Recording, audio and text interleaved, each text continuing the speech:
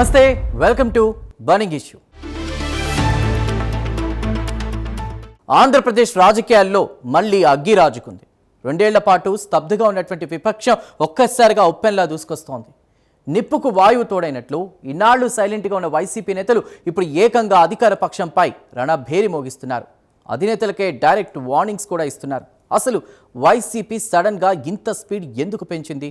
ఇది కేవలం స్థానిక సంస్థల ఎన్నికల అటెన్షన్ కోసమా, లేక ఏపీ పాలిటిక్స్ నిజంగానే కొత్త టర్నింగ్ పాయింట్కు చేరుకున్నాయా?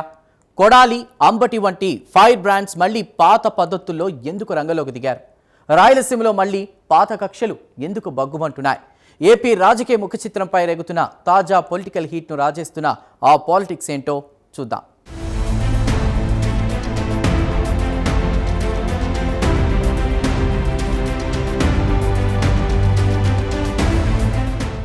ఏపీ రాజకీయ వాతావరణం ఒక్కసారిగా వేడెక్కింది. అధికారంలోకొచ్చి 2 ఏళ్లు పూర్తయిన కూటమి ప్రభుత్వంపై విపక్ష వైసీపీ అనూహ్యంగా స్పీడ్ పెంచింది. రాష్ట్రవ్యాప్తంగా నిరసన జ్వాలలు రగిలిస్తూ అధినేతలకు సవాళ్లు విసురుతున్న తీరు రాష్ట్ర రాజకీయాల్లో ఇప్పుడు ప్రధాన చర్చనీయాంశం. ఈ హఠాత్ పరిణామం కేవలం రాబోయే స్థానిక సంస్థల ఎన్నికల్లో ప్రజల అటెన్షన్ కోసమా, లేక నిజంగానే 2 ఏళ్ల తర్వాత ఏపీ రాజకీయాలు ఒక కొత్త టర్నింగ్ పాయింట్లోకి ప్రవేశించాయా అన్నది రాజకీయ వర్గాలు విశ్లేషిస్తున్నాయి. నిశ్శబ్దాన్ని ఛేదించి అధికార పక్షంపై నేరుగా దాడులకు దిగడం వెనుక ఒక స్పష్టమైన వ్యూహం దాగున్నట్లు అర్థమవుతోంది. పాత పద్ధతుల్ని మళ్లీ తెరపైకి తెస్తూ వైసీపీ చేస్తున్న ఈ రాజకీయ దాడి భవిష్యత్తు పరిణామాలకు బలమైన సంకేతాలిస్తోంది.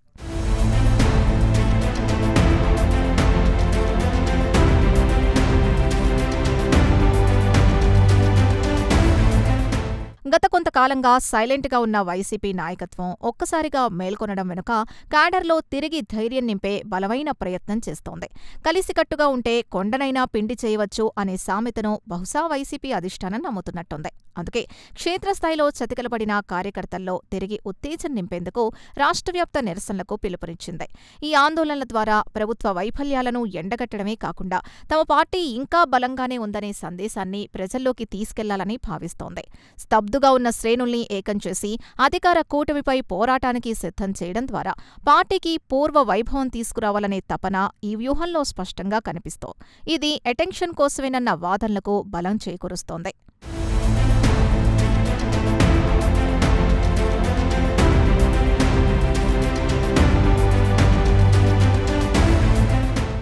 రాయలసీమ రాజకీయాల్లో ఎప్పుడూ ఉత్కంఠ రేపే తాడిపత్రిలో పాత కక్షలు మళ్లీ భగ్గుమన్నాయి. పాత రోత కొత్త వింత అన్నట్లు కాకుండా ఇక్కడ పాత వైరమే మళ్లీ కొత్తగా తెరపైకి రావడం ఆందోళన కలిగిస్తోంది. టీడీపీ విజయోత్సవాలు, వైసీపీ వెన్నుపోటు నిరసనలు ఒకే రోజు ఎదురుపడ్డంతో జేసీ ప్రభాకర్ రెడ్డి, కేతిరెడ్డి పెద్దారెడ్డి వర్గాల మధ్య తీవ్ర ఉద్రిక్తత నెలకొంది. అనుమతి లేకుండా ర్యాలీకి ప్రయత్నించిన పెద్దారెడ్డిని అరెస్టు చేయడం, ఆ తర్వాత పోలీసుల తీరుపై ఆయన ధర్నాకు దిగడం పరిస్థితి తీవ్రతకు అద్దం పడుతోంది. మరోవైపు జేసీ ప్రభాకర్ రెడ్డి కూడా ఒక అడుగు ముందుకేశారు. గతంలో జరిగిన దాడులపై పెద్దారెడ్డి వర్గంపై నాన్ బెయిలబుల్ కేసులు నమోదు చేయాలని డిమాండ్ చేస్తూ ఏకంగా పోలీస్ స్టేషన్ వద్దే మంచం వేసి నిరసన చేపట్టడం రాయలసీమలో మళ్లీ వర్గపోరు రాజుకుంటోందనడానికి స్పష్టమైన సంకేతాలిస్తోంది.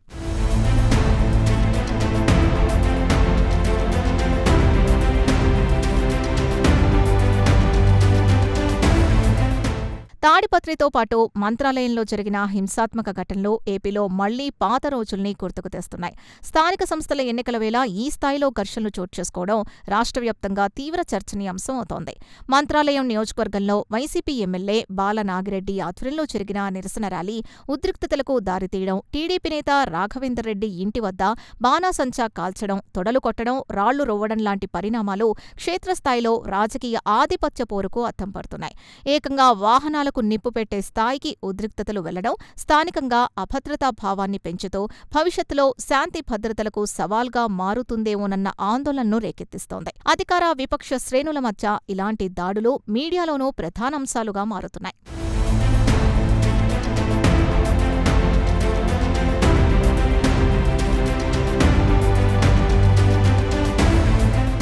తాడిపత్రి, మంత్రాలయం ఘటనలు కేవలం ఆరంభం మాత్రమేనా అన్నటువంటి ఉత్కంఠ ఇప్పుడు రాష్ట్ర వ్యాప్తంగా నెలకొంది.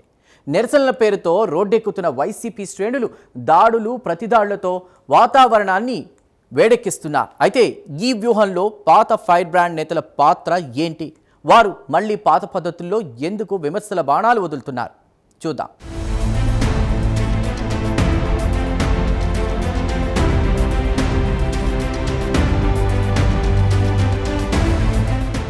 ఇక వైసీపీలోని ఫైర్ బ్రాండ్ నేతలు మళ్లీ తమ పాత పద్ధతుల్లోకి రావడం ప్రస్తుత రాజకీయాల్లో మరో కీలక మలుపు. రోజా, కొడాలి నాని, అంబటి రాంబాబు, పేర్ని నాని తదితర నేతలు మళ్లీ తీవ్ర పదజాలంతో విమర్శల జడివాన కురిపిస్తున్నారు. నేరుగా ముఖ్యమంత్రి చంద్రబాబు నాయుడు, ఉప ముఖ్యమంత్రి పవన్ కళ్యాణ్, మంత్రి నారా లోకేష్లను టార్గెట్ చేస్తూ రాజకీయ దాడులకు దిగడం వెనుక స్పష్టమైన వ్యూహం ఉన్నట్లు అర్థమవుతోంది. అగ్రనేతలపై నిరంతరం విమర్శలు గుప్పించడం ద్వారా మీడియా అటెన్షన్ డ్రా చేయడంతో పాటు ప్రభుత్వ విధానాలపై ప్రజల్లో ఉండే చిన్నపాటి అసంతృప్తిని కూడా తమకు అనుకూలంగా మలుచుకోవచ్చని ఈ మాజీ మంత్రులు గట్టిగా విశ్వసిస్తున్నట్టు వారి తాజా వ్యాఖ్యలు బలం చేకూరుస్తున్నాయి. సైలెంట్గా ఉన్నవారు మళ్లీ వాయిస్ పెంచడం చర్చనీయాంశమైంది.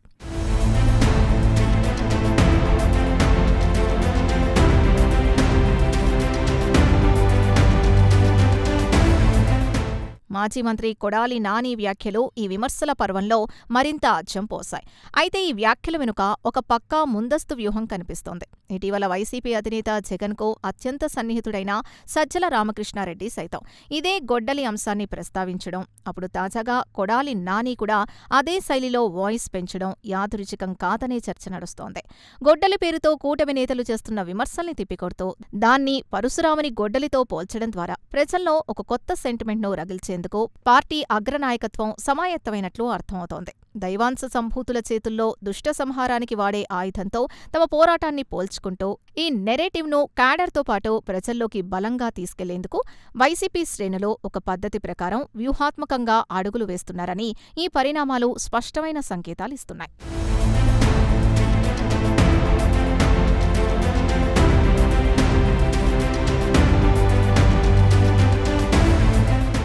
అదే కోవలో మరో మాజీ మంత్రి అంబటి రాంబాబు ఏకంగా చంద్రబాబు దిష్టిబొమ్మ దహనం విషయంలో చేసిన వివాదాస్పద వ్యాఖ్యలు ఏపీ రాజకీయాలను మరింత వేడెక్కించాయి.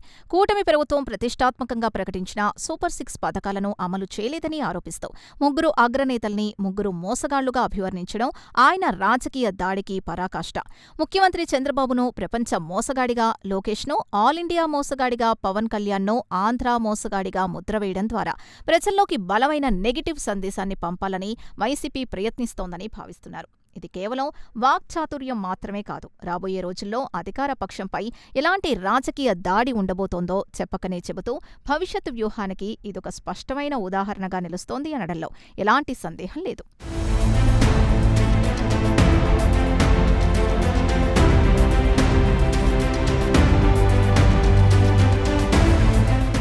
కొడాలి నాని గొడ్డలి సెంటిమెంట్, అంబటి రాంబాబు మోసగాళ్ల వ్యాఖ్యలు ఇవన్నీ కేవలం క్యాడర్లో ఉత్సాహం నింపేందుకేనా అన్న చర్చ కూడా జరుగుతోంది. అధికార ప్రతిపక్షాల మధ్య మాటల తూటాలు పేరుతున్నా అటు అధికార కూటమి వ్యూహాత్మక మౌనం ఎందుకు పాటిస్తోంది?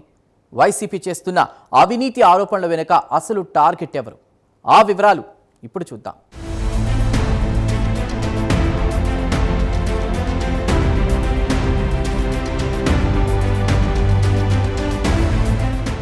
రాష్ట్ర వ్యాప్తంగా కీలక ప్రాంతాల్లో వైసీపీ చేపట్టిన ఆందోళనలు ఆ పార్టీ ఆక్రోశానికి అద్దం పడుతున్నాయి. విశాఖపట్నం జగదాంబ కూడలిలో సీఎం చంద్రబాబు ముఖచిత్రం ఉన్న థర్మాకోల్ నమూనాను గుణపంతో పొడవడం, గుంటూరులో దిష్టిబొమ్మల దహనం, రాజమహేంద్రవరంలో పసుపు రంగు సైకిల్ని తగలబెట్టడం వంటి చర్యలు వారి వ్యూహాత్మక ఆందోళనలకు ప్రతీకలు. పోలీసుల్ని సైతం లెక్క చేయకుండా వాగ్వాదాలకు, తోపులాటలకు దిగడం చూస్తుంటాయి. వైసీపీ అధిష్టానం నుంచొచ్చిన స్పష్టమైన ఆదేశాల మేరకే క్షేత్రస్థాయి నేతలు మాటల జోరును పెంచారని అర్థమవుతోంది. శాంతియుత నిరసనల స్థాయి దాటి విధ్వంసకర రూపం దాల్చుతున్న ఈ ఆందోళనలు సామాన్య ప్రజల్లో ఎలాంటి అభిప్రాయాన్ని కలిగిస్తాయన్నది పక్కకు పెడితే మీడియాలో మాత్రం ప్రధాన వార్తలుగా నిలిచి వైసీపీ కోరుకున్న అటెన్షన్ వారికి సాధించి పెడుతున్నాయి.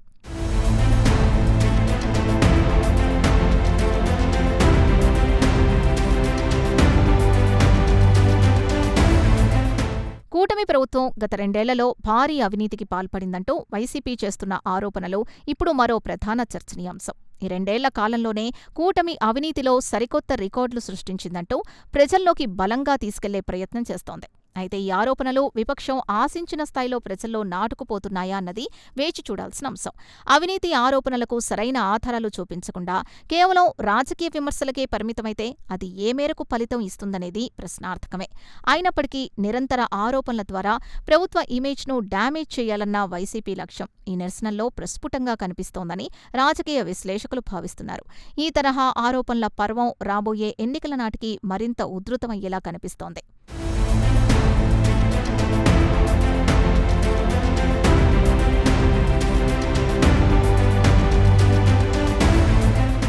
ఇదే క్రమంలో సజ్జల రామకృష్ణారెడ్డి చెప్పిన జోస్యం ఏపీ రాజకీయాల్లో కొత్త సంచలనంగా మారింది. చంద్రబాబు నాయుడు ఇదే చివరి రాజకీయ టర్మ్ అంటూ ఆయన చేసిన వ్యాఖ్యలు కేవలం ఒక సాధారణ రాజకీయ విమర్శ మాత్రమే కాదని, దీని వెనుక మానసిక పోరాటం దాగుందని విశ్లేషిస్తున్నారు. వయసు, ఆరోగ్యరీత్యా మారుతున్న రాజకీయ సమీకరణాల దృష్ట్యా టీడీపీలో రాబోయే తరానికి నాయకత్వ మార్పిడి జరిగే అవకాశం ఉందన్న పరోక్ష సంకేతాలిస్తున్నాయి. మరోవైపు క్యాడర్లో ఆత్మవిశ్వాసాన్ని నింపేలా ఆయన ఈ మాటలన్నట్లు అర్థమవుతోంది. ప్రత్యర్థిని మానసికంగా బలహీనపరిచే ఇలాంటి మైండ్ గేమ్స్ రాజకీయాల్లో సర్వసాధారణమే అయినప్పటికీ ప్రస్తుత పరిస్థితుల్లో సజ్జల చేసిన వ్యాఖ్యలు వైసీపీ శ్రేణులకు ఒక దిశానిర్దేశంలా పనిచేస్తూ రాబోయే సమరానికి వారిని మానసికంగా సన్నద్ధం చేస్తున్నాయి.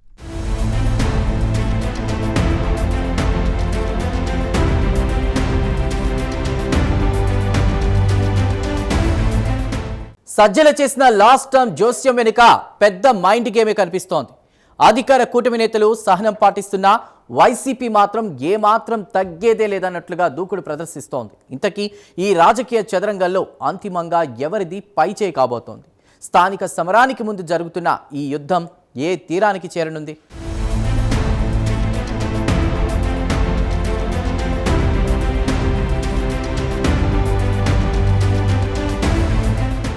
వైసీపీ నేతలు ఇంతలా స్వరాన్ని పెంచి తీవ్రస్థాయిలో దాడులు చేస్తున్నప్పటికీ అధికార కూటమి నేతలు మాత్రం ఆశించిన స్థాయిలో ప్రతిఘటించకపోవడం ఆసక్తికరంగా మారింది.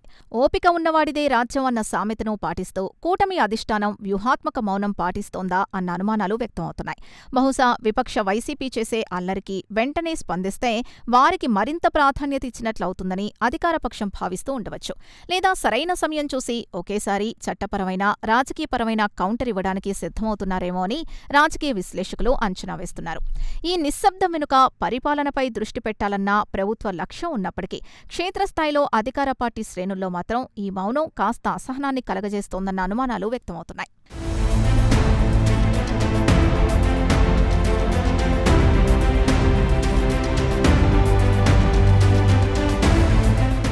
ఈ మొత్తం పరిణామాల వెనుకున్న అసలు లక్ష్యం రాబోయే స్థానిక సంస్థల ఎన్నికలేనని స్పష్టంగా అర్థమవుతోంది. పల్లెల్లో, పట్టణాల్లో తమ పట్టును నిలుపుకోవాలంటే క్యాడర్ను యాక్టివ్ చేయడమే ఏకైక మార్గమని వైసీపీ నమ్ముతోంది. అందుకే ప్రభుత్వంపై ప్రజా వ్యతిరేకత మొదలైందని నిరూపించడానికి ఈ నిరసనల మార్గం ఎంచుకుంది. స్థానిక ఎన్నికల్లో సత్తా చాటితేనే వచ్చే అసెంబ్లీ ఎన్నికల నాటికి పార్టీకి ఒక బలమైన పునాది ఏర్పడుతుందని నాయకత్వం భావిస్తోందన్న వాదనలు లేకపోలేదు. పొలిటికల్ స్పీడ్ పెంచడం ద్వారా ప్రజల దృష్టిని పూర్తిగా తమ వైపు తిప్పుకొని కూటమి ప్రభుత్వ వైఫల్యాల్ని ఇంటింటికి తీసుకెళ్లేందుకు ఈ కార్యక్రమాలు ఒక వేదికగా ఉపయోగపడుతున్నాయి.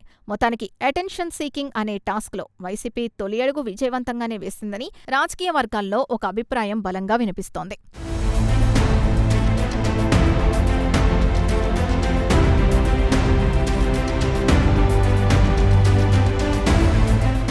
ఎన్నికలు జరిగి 2 ఏళ్లు గడుస్తున్నా ఈ తరుణంలో కూడా పరిణామాలు గమనిస్తుంటే ఏపీ రాజకీయాలు నిజంగా ఒక కీలకమైన టర్నింగ్ పాయింట్లోకి ప్రవేశించినట్టు సంకేతాలిస్తున్నాయి.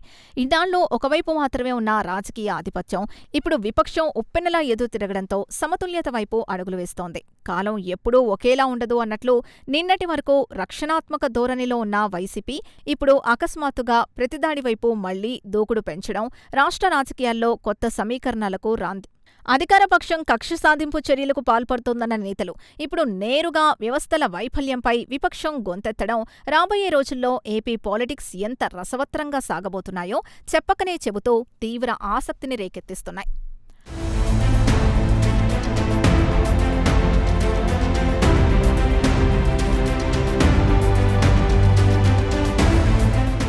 మొత్తం మీద వైసీపీ పెంచిన ఈ పొలిటికల్ స్పీడ్ అటు అటెన్షన్ని ఆకర్షించడంతో పాటు భవిష్యత్ రాజకీయాలకు ఒక టర్నింగ్ పాయింట్గా కూడా మారే అవకాశాలు కనిపిస్తున్నాయి.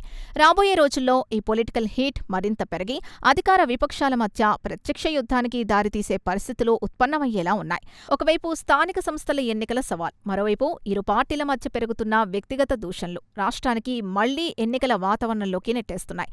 ఈ వ్యూహాత్మక ఎత్తుగడల్లో అంతిమ విజయం ఎవరిని వరిస్తుంది అన్నది కాలమే నిర్ణయించినప్పటికీ ప్రజలు మాత్రం ఈ రాజకీయ చదరంగాన్ని చాలా నిశితంగా గమనిస్తూ విశ్లేషిస్తున్నారు. ఏదేమైనా రానున్న రోజుల్లో ఆంధ్రప్రదేశ్ రాజకీయాల్లో మరిన్ని సంచలనాలు ఖాయంగా కనిపిస్తున్నాయి.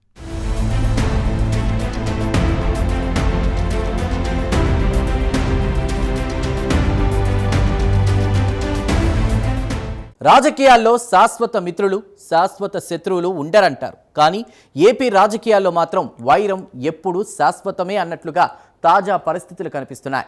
నిన్నటిదాకా రక్షణాత్మక ధోరణిలో ఉన్నటువంటి వైసీపీ ఇప్పుడు అకస్మాత్తుగా ప్రతిదాడికి దిగడం ఏపీ పాలిటిక్స్లో సరికొత్త అధ్యాయానికి నాంది పలుకుతోంది. ఈ ఎత్తులు, పై ఎత్తులు, ప్రతివ్యూహాలు రాబోయే రోజుల్లో రాష్ట్రాన్ని ఎలాంటి మలుపులు తిప్పుతాయో, ఈ చదరంగంలో అంతిమ విజేత ఎవరో కాలమే నిర్ణయించాలి.